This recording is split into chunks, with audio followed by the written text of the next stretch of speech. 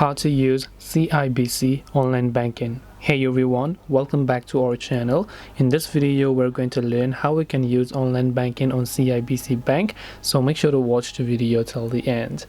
In order to use online banking on the CIBC Bank, it's actually quite very simple.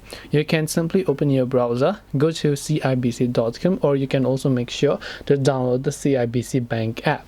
Once you have done that, you're going to see this type of interface. There are many possibilities that you can do from your CIBC online banking.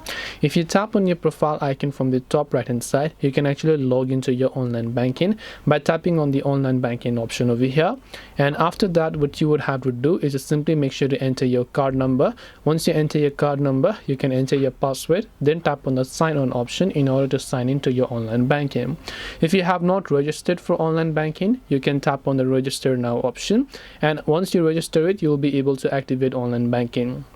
There are many things you can do from online banking: to request a financial assistance, to set up direct deposit, to slip your mailing dates, and to see your fraud alerts and so on. You'll be able to much more things. You can see your account balances, you can send money, you can receive money right from your online banking.